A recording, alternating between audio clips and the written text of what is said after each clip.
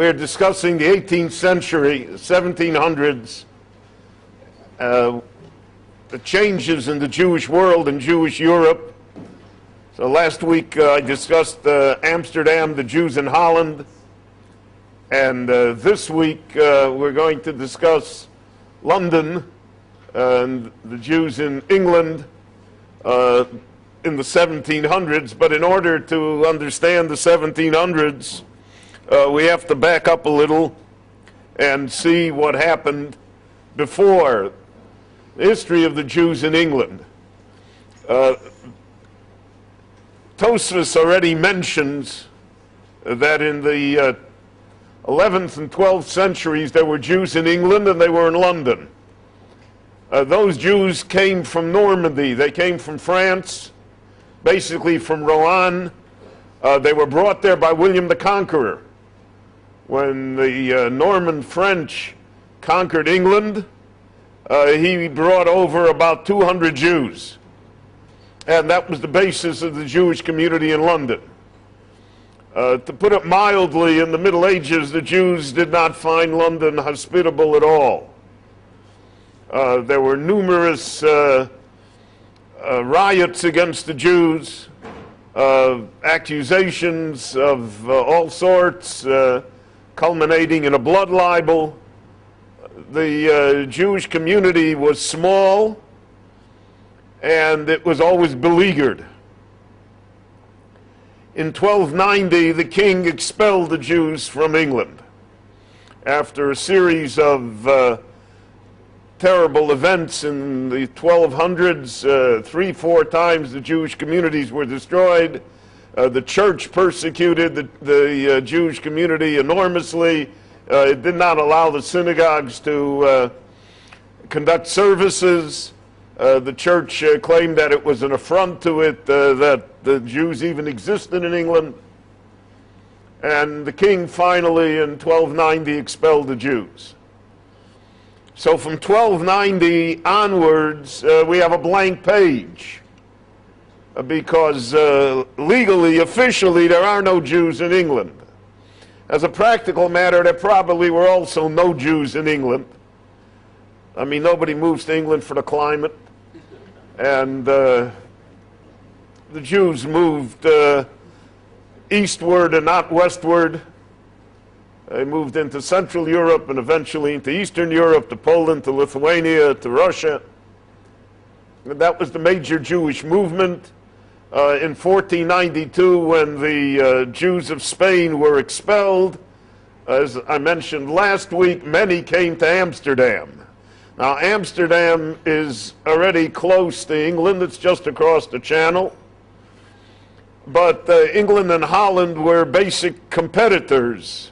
Holland was a great imperial country in the 1600s. England was just becoming a great imperial empire, a great country, and therefore there were no real official ties. But what happened was there was a revolution in England. Oliver Cromwell revolted, was able to dethrone the king. Not only dethrone him, they beheaded him, Charles I, and because of the changing conditions, the Jews of Amsterdam played a role in English affairs. Charles II, who will later be restored to become the King of England, Charles II came to Amsterdam and he appealed to the Jewish community to help him get back on the throne, to help him with money and influence. I mean, the entire non-Jewish world has always believed that somehow the Jews could do it. If they really wanted to do it, they can do anything. And this fiction has worked against us with all the conspiracy theories, but sometimes it works for us as well. Because Charles II promised the Jews in Amsterdam that if they helped him get the throne back, when he becomes the king, he would allow Jews to come back.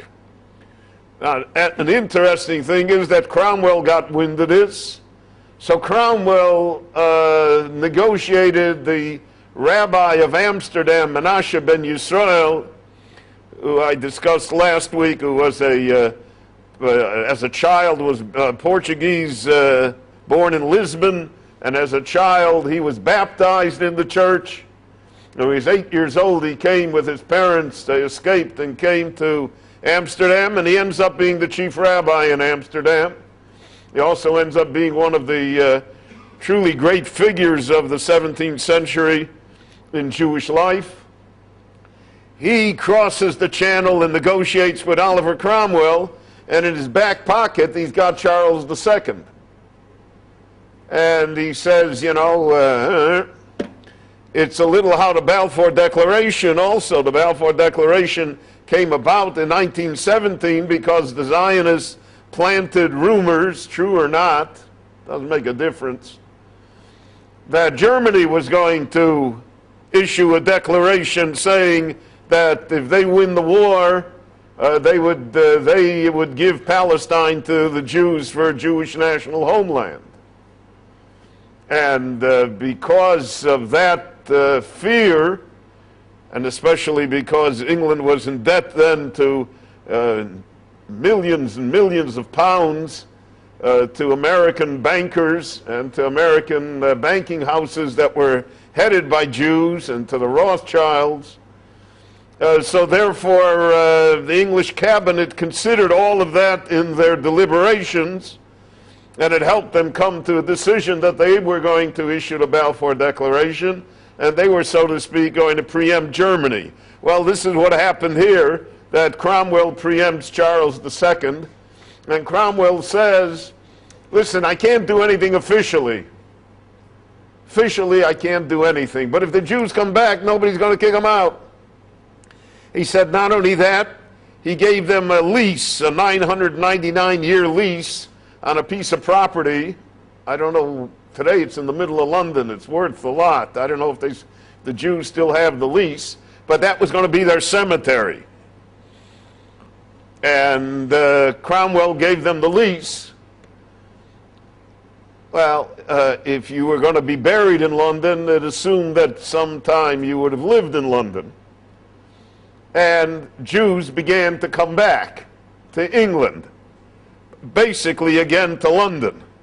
And the Jews that came back at the end of the 17th century were Sephardic Jews from Amsterdam, who had a lot of business, were merchants with the Dutch, but since they were merchants with the Dutch, they could be merchants with the English also. And to a great extent, they helped build the trade of the British Empire in the late 17th and throughout the 18th and 19th centuries. The Jews were very disproportionate in this endeavor. And there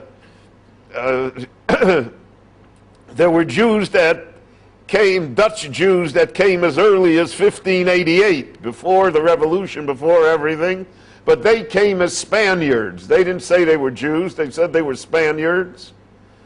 And they stayed in the Spanish embassy, and they attended Mass in the Spanish embassy because that was part of their cover to be able to be in London. But in the basement, they had a stiebel in the basement of the Spanish embassy, and they continued their life as crypto-Jews, converso-Jews, on the outside being nominally Christian, but really retaining their Jewish roots. After Menashe ben Yisrael in the 1650s and the 1660s, the Jews came back as open Jews.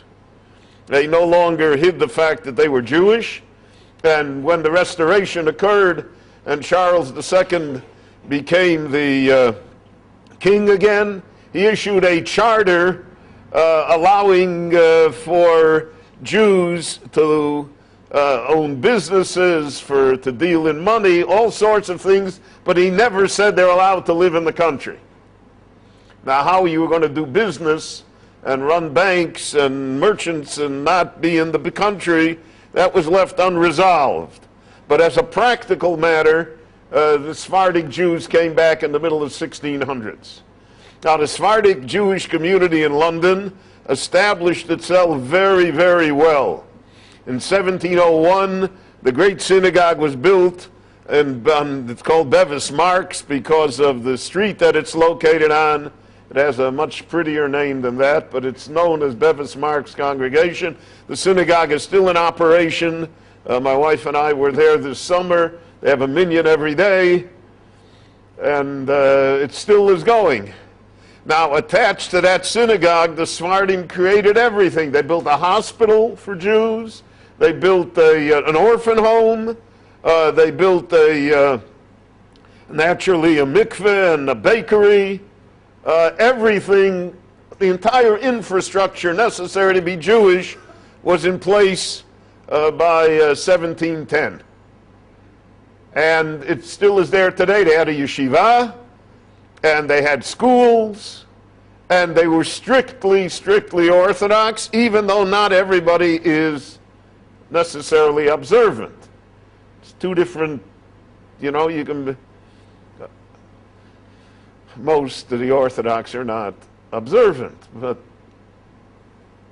you can still be Orthodox.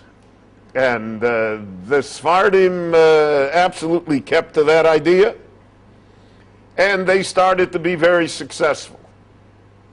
The entire trade in sugar and in rum from Jamaica was controlled by the Sephardim in Bevis Marks, which was an enormous amount of money. In the government of England, of London, estimated in 1701 that the membership in Bevis Marks had total assets of £5 million at a time when the pound sterling was the currency in the world, and the average Englishman earned 30 to 40 pounds sterling a year. So that should give you an idea of the type of wealth that the Sephardic community had. But they supported everybody. No Jew was left without help. And the charitable organizations all existed, and they were all supported through this main synagogue. Now, one of the great ideas that existed then was that they were going to bring over their, which is always the case, right? When you come and you settle and you're successful, you're going to bring over your cousins and your relatives and people from the same town. And, you know, and since they had this operation, this infrastructure that took care of all the Jews, so they increased from 400 families on the official roll in 1688 to almost 2,600 families in 1710. And that was a sizable population in London. And they were very successful. Now what happens is that the Ashkenazim see that the Sephardim are going, and the Ashkenazim in Amsterdam, there were two great communities, the Ashkenazim and the Sephardim. So the same thing repeated itself in London, except that the two communities had absolutely nothing to do with each other. Completely different. Now the Chacham Tzvi, Rabbi Tzvi Ashkenazi, who again I mentioned last week, and who was the Rav in Amsterdam, and who was a world-famous Talmid Chacham, one of the great the rabbinic decisors, one of the great poskim of the time. So he was called to London to sit in on a number of Dinei Torah, a number of disputes. Now, whenever you have Jews in the merchant class, whenever big money is involved, there always are Dinei Torah. And many rabbis purposely avoided taking a rabbinic position in a major commercial center simply because they did not want to fall into that quicksand of Dinei Torah with wealthy people opposing wealthy people. Because then whatever happened, you bought yourself either one enemy or both enemies. And eventually it was so what they did is they brought in rabbis from the outside to decide the Dinei Torah rather than any local rabbis, because the local rabbis, at least the clever ones, had no appetite for it and didn't take on the Dinei Torah. So they brought in rabbis from the outside. So the Chacham Tzvi comes to London to sit on Dinei Torah. He comes to London, he sees this Sephardi community that's built up and everything. He goes back, he tells the Ashkenazim, how about us? There's a famous portrait, by the way, of Chacham Tzvi, which was, it's hanging in the either in the British Library or in the Tate Gallery in London. For his 70th birthday, the people in Amsterdam commissioned. Amsterdam was a famous place of painters, great Dutch painters, and they commissioned a Dutch painter to make a portrait of the rabbi.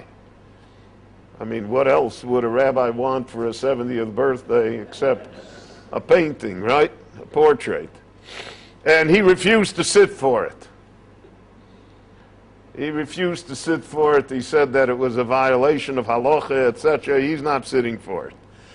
But what happened was that when he came to London, they shipped the artist over to London before him, and the man sat in the back row while the Din Torah was going on, and he was able to make a drawing, and from that drawing he made a full oil painting. So we have a full oil painting of the Chacham Tzvi, Rabbi Tzvi Ashkenazi, which was done surreptitiously, unbeknownst to him. It was during his trip to London. On the way back from London, he then took a position in Eastern Europe, and on the way back he passed away, never getting to the new position that he was going to take. The Jews, however, the Ashkenazim came, and they established their own community. Now their community was less wealthy, with the exception of 3-4 Jews. But their community was much less wealthy, and they were engaged in peddling in small stores, in trades, but they did not approach the Sephardim in influence or in wealth. Now, they opened up the London Stock Exchange then, beginning, the city of London, the financial center. So they passed a rule in London that the English were entitled to 100 brokers. All the rest of the world were entitled to 12 brokers, and the Jews were entitled to 12 brokers. So the Jews were entitled to what all the rest of the world was entitled to. Out of the 12 brokers, 11 were Sephardim. The main broker was the nephew of Menashe ben Yisrael, and these people were enormously wealthy, enormously influential, and the real rise of the British Empire in the 18th century, because England now comes to dominate North America, and India gets going, all of this, which would eventually end up as being the great British Empire that controlled a quarter of the world's population and a quarter of its land space, from one little small island. All of this had a lot of Jewish influence. A lot of Jews were involved, and a lot of Jews, certainly in the financial end of it, floating bonds, all of these things. Now, it further grew when Meyer Anschel Rothschild in Frankfurt opened his banking house in the 1700s. He had 5 sons. He sent his 5 sons all over Europe to establish branches. One of the sons came to England, and it was originally in Manchester, because in London they were afraid that the competition would be too great. So originally it was in Manchester. It was not till the end of the 18th century, the beginning of the 19th century, that the Rothschild Bank moved to London, where it became the bank. And it was the bank in the Napoleonic Wars that really financed England's war effort, while at the same time the Rothschild Bank in France was financing Napoleon. So whoever won, they would not lose. And that was the beauty of having all of these branches, one in Vienna, one in Frankfurt, one in Naples, one in London, one in Paris. And since everybody's always fighting with everybody else, so there's plenty of room to make money. And the Rothschild Bank came to dominate European finance to a great extent.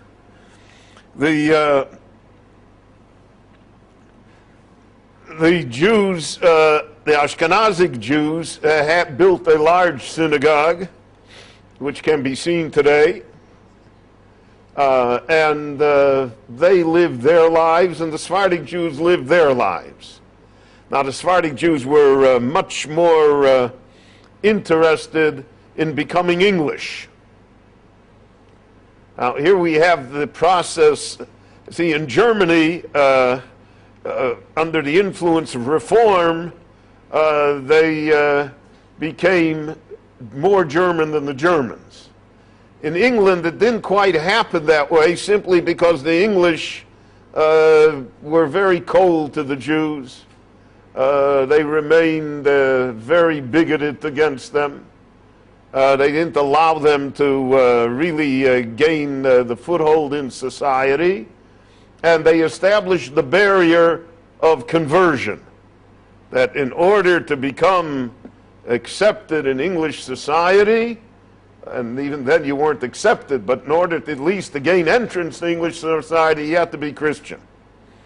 Now, the king, because of the influence of the Jews and the influence of the city, so in 1758, in the middle of the 18th century, attempted to have Parliament pass a law.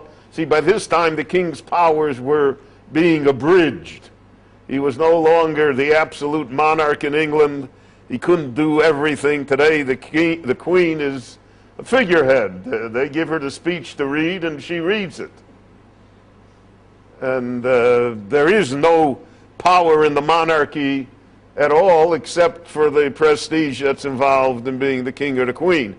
Now, from the time of the Restoration onwards, in other words, from the middle of the 1600s onwards, the king's powers are constantly whittled down, made less and less.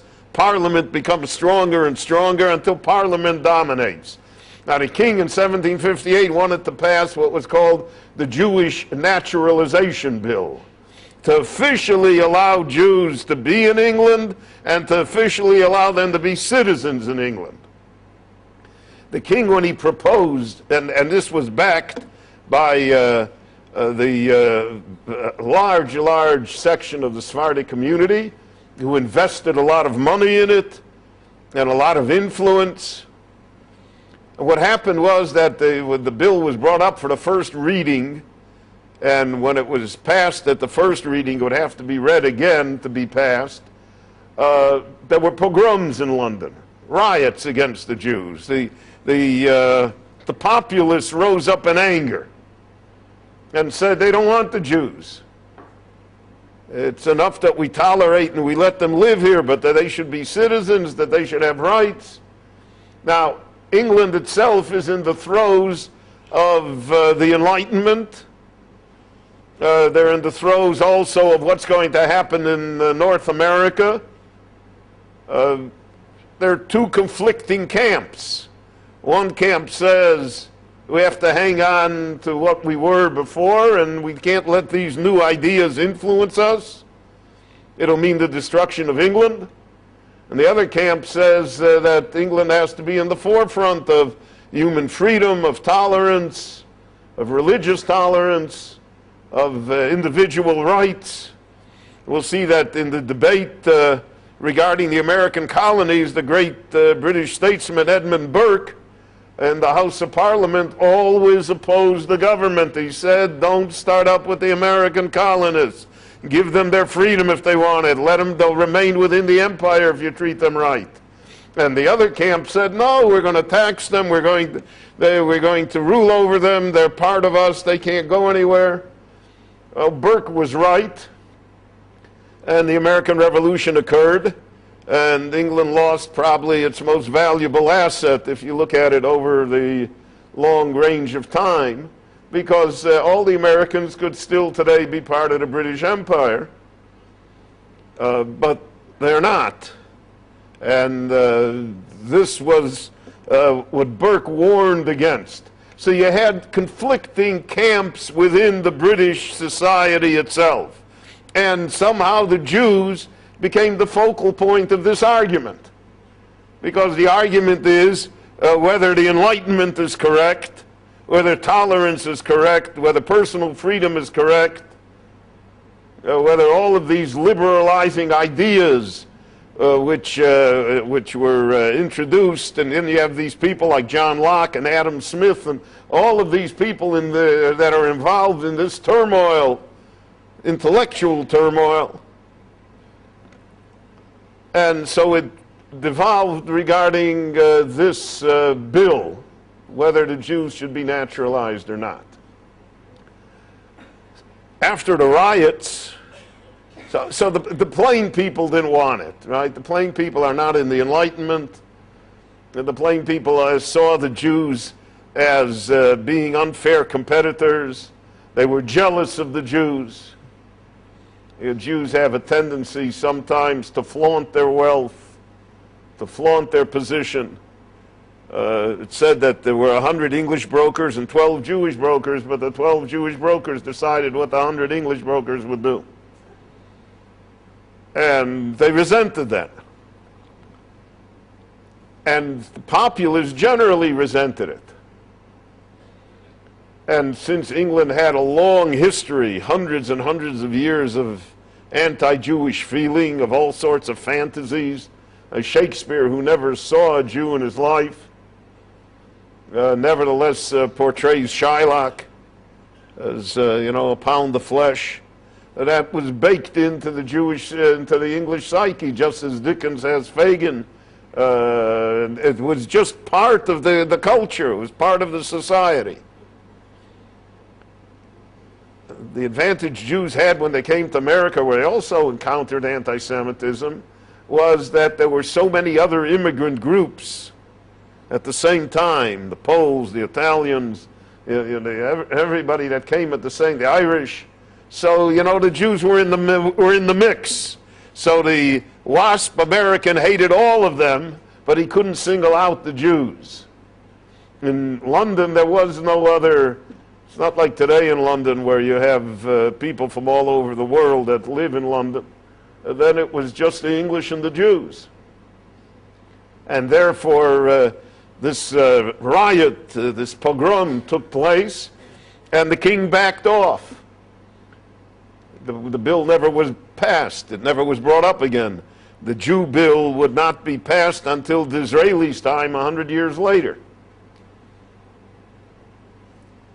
The fact that the Sephardic community invested so much of itself in this, in attempting to enter English society and failed, had a tremendous effect upon them. One of the leading brokers, one of the leaders of the Bevis Marks congregation, was a man by the name of Gideon. And he blazed a trail that unfortunately became quite common, and that is, he would not convert, but he converted his children. And he converted his children not out of conviction, but he wanted his children to be able to attend university. He wanted his children to be able to reach the highest levels without having this problem of being Jewish. We'll see that Disraeli's parents did the same. Disraeli's father never converted, but he converted his two sons to become Anglicans. Gideon's son eventually became a lord, and he was given a peerage in Ireland, Lord Eardley. And he has descendants today all over England. There's a lot of Jewish blood in England, just like there's a lot of Jewish blood all over the world. If everybody that was half, quarter, third, 1/8, 1/16 Jewish in the world, or comes from Jewish stock, so then there are tens of millions of Jews around, as the American presidential election revealed, right? You know, John Kerry also comes from, his grandfather was Jewish. And Howard Dean, and you know, when you Madeline Oliver, when you start digging, you know, it gets nervous. Because, you know, everybody's got a Jew in their closet. So, but this set a trend, a very, very dangerous trend. And the trend would have been even more successful, except for the fact that it was opposed by other members of the Sephardic congregation, especially in the 19th century. And the Montefiore, for instance, who rose to be a lord and who was the hero of the Jewish people and was most famous in England, and he and his brother-in-law, Nathan Rothschild, he was married into the Rothschild family, had a tremendous bank, were enormously wealthy. He insisted not only against conversion, but that the Sephardim in the Bevis Marx congregation took a very hard line against these people. They didn't allow them to be buried, even though the child converted and not the father. They didn't allow them to be buried in their cemetery. They didn't allow them to have any honors in the synagogue. They excluded them completely. And the question remains whether a hard line or a soft line would work better. No one knows. That's, you know, that's one of the great what ifs. One of the ironies is that there's an Anglican bishop today in London by the name of Claude Montefiore, who's a direct descendant of Montefiore, and who converted and he became a bishop. So life is strange. The Lord many times behaves in a quirky fashion, not easily explainable. Now, this trend towards conversion then brings in a small group of people who say, well, if we adopted the ideas of Mendelssohn in Germany, if we adopted ideas of reform, then people wouldn't convert. And they said, well, our synagogues are a disgrace, because apparently it was plenty noisy in Bevis Marx. We find 6 times that petitions from the members to the Board of Deputies of Bevis Marx, to the Parnassim who ran it, that they should do something about the decorum in the synagogue. Since I would imagine that the Parnassim were the ones that were most guilty for the lack of decorum, so it never quite made it. But from the complaint that you hear, and then they said, you know, it's all the things that happened in American Jewry in the beginning of the 20th century, that they were ashamed, basically they were ashamed to bring their non-Jewish clients, friends, acquaintances into the Jewish synagogue. Because you went to the Anglican church, you know, and everybody sat at attention for 2 hours, and you could hear a pin drop, and there was this magnificent organ and choir and everything, you know, and stained glass. And you went to Bevis Marx, you know, and it was Simchas Torah every Shabbos. And that was their complaint. And the complaint about the Ashkenazim was even worse. That the Ashkenazic synagogue had absolutely no decorum, and it wasn't, Bevis Marx at least is a pretty building. And so you had the ideas of the Enlightenment and of the Jewish Enlightenment of Mendelssohn, of Berlin, coming together and attempting to bring reform into England. Now, there was a Reform congregation established by a breakaway in the Sephardic community. Immediately, they were all put into cherem, and notices were put up, and the community split. Many of the wealthy people went with the Reform, because the wealthy people are the ones that needed to bring their friends into the synagogue. They're the ones, they have to bring the 100 English brokers in. They had to somehow justify being English. And so they broke off and they formed this Reform, and there was a bitter, bitter split that lasts until today. The families were split. Divorces occurred because of it.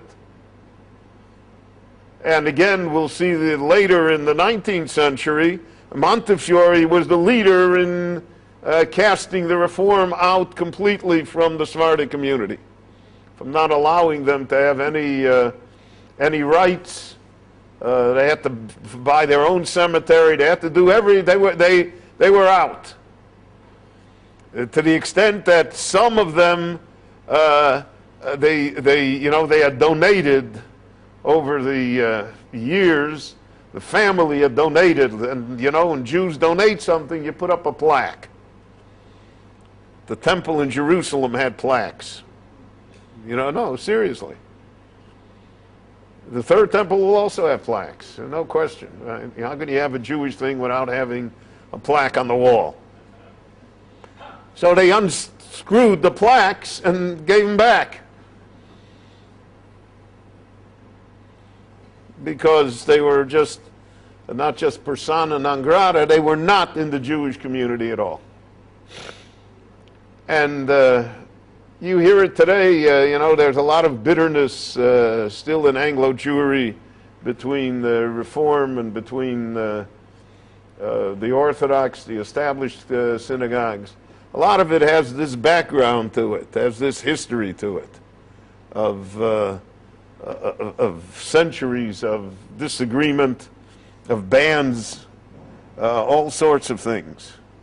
The Ashkenazim established for the first time what they called the Jewish Free School in 1770, which, as the name implies, was for Jewish youth, mainly male, or exclusively male, but it was free to come and obtain a Jewish education plus a standardized form of general education as well. And it was, they also established a yeshiva. They imported heads to run it. They were unable to produce their own scholars, so they brought them. And the Ashkenazic Jewish community in England was dependent upon Germany. It was German rabbonim and teachers that fashioned the Ashkenazic community in the late 1700s and throughout the 1800s. The first chief rabbi of the United Synagogue was Rabbi Nathan Adler, who wrote the famous commentary Netino Lager on the Chumash, and he was a German. His competitor for the job was Samson Raphael Hirsch. Had the English chosen Hirsch, who knows what English Jewry would have looked like?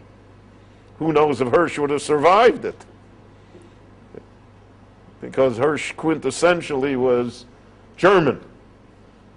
But they depended on Germany to supply them with their leaders. It's ironic almost, but in the Second World War that was also true. That it was German Jews, German influence, German Jewish influence that governed to a great deal Jewish life in the country, and established the certain norms which still exist in Anglo-Jewry until today. So this Reform congregation is on the board at the same time that Reform begins in Germany. England was the first country outside of Germany to obtain a reform. There they called it liberal, they didn't call it reform, but basically it was the same program that Reformed congregations had in Germany, but there was a great difference. The difference was that in England, the Jews attempted to acculturate themselves, but again, no matter how hard they tried, they never really made it. They never really were accepted as part of the English hierarchy, etc. In the 20th century, you would already have Jewish, I mean, we had Disraeli, who was a prime minister, but then in the 20th century, you had already quite a number of Jewish cabinet ministers. But all of these people, even if they were nominally not reform, were all in favor of acculturation. They were all in favor of becoming more and more English. And Henry Austrian Wolfson, who was the head of Semitic studies at Harvard, and he was a Slobodka yeshiva man that had gone on to get his PhD, and he was world famous for his expertise in Jewish matters and Semitic matters and languages, etc. So he said that in England they have what is called, he said, kitchen Judaism, but they don't let it into the parlor. They don't let it into the front room. They let it be, but you can't have it in the front room. There's no parlor, no living room Judaism, then, meaning that it was not really acceptable. And he already wrote that at the end of the 19th century, certainly true at the end of the 18th century. One more point that we have to consider about English Jewry was that for the first time there was a question of Jewish immigration to England from Europe. And that was one thing that the English were very nervous about. You know, the Jews that they had, but they certainly didn't want to have more. And they were afraid of mass immigration of Jews, something which did happen in the latter part of the 19th century, when Eastern European Jews came to England, to the lower east, to the east end of London, Whitechapel, to that area. So many of those Jews thought they were going to the United States. They bought tickets to the United States, and the captains of the ships, who were less than scrupulous, let them off in England. Let them off in Ireland. That's how Jews came to Ireland. They thought they were going to New York. And they ended up in Dublin. But you had then tens of thousands of Jews who came all of a sudden at one time to England.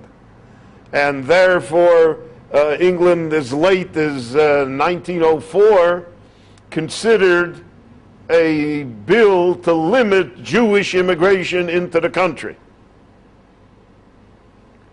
In fact, Theodore Herzl, when he spoke to the committee in Parliament, he wanted them to support his idea of this Jewish state in Palestine.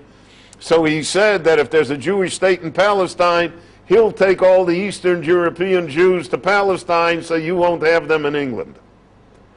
It was one of his arguments, strange as it sounds. And it found a receptive ear. It's interesting that many of the most rabid anti-Jewish members were in favor of the Zionist movement simply because of the fact that they thought that they'll get the Jews out of London and they'll move them to Palestine, and who cares? So all of these things have strange, very strange overtones. Beginning in the 18th century in England, there is a rising group of people who identify with who are not Christians, believing Christians, practicing Christians, but who identify with the Jewish people in one way or another. There's a group that says that the English are really, and this begins in the 18th century, says the English are really the 10 lost tribes.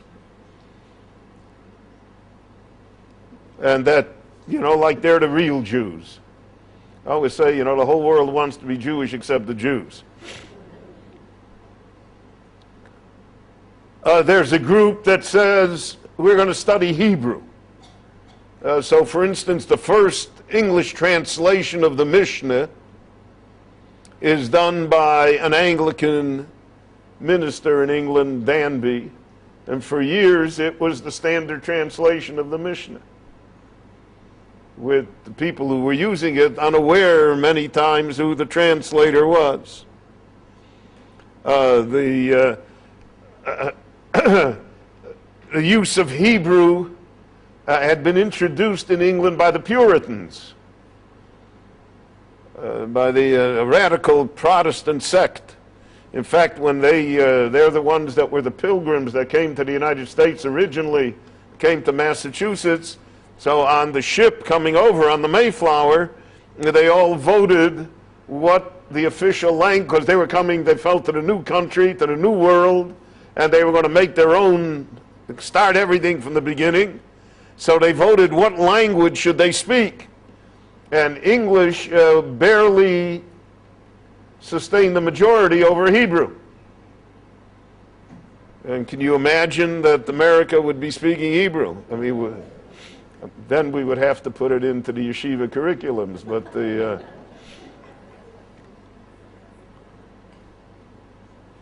But there was an affinity towards the Jews. So again, it's an affinity towards Judaism, but not towards Jews. You have to, that's a very important line of demarcation, that you can love Judaism, but it's got nothing to do with the Jews. Because the Jews are, you know, Judaism is lofty ideas, great ideals, wonderful, it's just majestic, right? And then the guy next to you, right, you know, doesn't shovel his walk. Or, you know, or he's a boor. So to love people is much harder than to love ideas or ideals. And then there was a third group that had in the back of its mind that the Jews were going to return to the land of Israel, and that somehow their mission in life was to help them return to the land of Israel. We'll see that Disraeli tapped into that vein of public opinion. He wrote a book called Tancred, in which he's got this hero. He doesn't mention Jews, etc., but everybody figures it out, that he leads his people who are scattered all over the world, and he leads them back to their ancient homeland, that they rebuild it, and it becomes a boon for the whole world. Now, Disraeli became a millionaire from his novels, his 10-cent novels, that sold in the in the millions of copies. So in order to write such a book, he is reflecting something that's out there, an idea amongst the people. So you had this ambivalent attitude. You had, on one hand, a much more positive attitude towards Judaism, let us say, than existed in Eastern Europe. In Eastern Europe, it's not only the Jews that were hated, it was Judaism that was hated. And here, the Anglican Church modified its stand. Looked at Judaism in a different light. And you had in the universities in Oxford and Cambridge and all what today we would call Judaic studies. You had Hebrew, and you had even studies of the Talmud, based upon the fact that how glorious the religion of Judaism is. Naturally, the Christians saw it as the precursor of Christianity, but nevertheless they saw in it a great thing, an inspirational thing, but then they're stuck with the Jews. And that was part of the ambivalence that Jews felt always in England, because of the fact that the religion was recognized, but the people had a hard time. They had a very hard time. Then there was a question of Jews serving in public office. As early as 1790, there were Jews that wanted to be what was called aldermen, to be part of the government of London. And there was a petition signed by 14,000 people which you can, it's a lot of people because not everybody could write, saying that Jews should have the right to become an alderman in London. Now, you couldn't become an alderman in London because you would have to swear a Christian oath. That was the block that prevented, and that would remain, for instance, in Parliament, it would remain for another 100 years. It would not be till in the late 1800s that Lionel Rothschild would be able to become a member of Parliament. He was elected 3 times to Parliament. Every time he was not seated because he refused to take the Christian oath. And it was not until, I think, the late 1870s that the Parliament amended its rules to allow someone to be seated who did not take the Christian oath. So you see that these barriers existed. But it's a world of change. All sorts of things are going on. And both the Sephardic and the Ashkenazic communities had these difficulties. There was a Jewish alderman elected, a very wealthy man. His last name was Solomons. He was elected in 1803. He was reelected 7 times thereafter. He never took his seat because of the Christian oath. But it's interesting that the people of his constituency who were not Jewish continually re-elected him knowing that he wouldn't sit. And therefore, in effect, they would be without representation on the council. But it became an issue of conscience. And because it became an issue of conscience, the intellectuals then pushed the matter greatly, and eventually, as I mentioned, they were rewarded because the Jewish oath was removed. The great synagogue, the great shul of the Ashkenazim, eventually split into a number of smaller congregations. Jews began to move. As they gained wealth, they moved out of the homes and out of the neighborhoods that they lived in. And you had this acculturation process continue and continue. Eastern European Jews had very little to do with England until the 1870s. And in fact, the rabbis, just as they did of Eastern Europe, just as they did not encourage the Jews of Eastern Europe to move to the United States, they did not encourage them to move to England either. Because the same problems existed. It was a 6-day work week. Saturday was pretty difficult to observe Shabbat. The acculturation process, and there really was not an infrastructure of schools. And therefore, most of the children drifted away. Most of the children became either Anglicans or Reform or just nominally Jewish, again, without taking Judaism into the parlor. The great changes in Anglo Jewry would occur much later. They would occur in the 19th century and in the 20th century, and they would basically occur again because of the influx of Jews from outside England, from Germany, from Eastern Europe, and because of the changing conditions that were involved.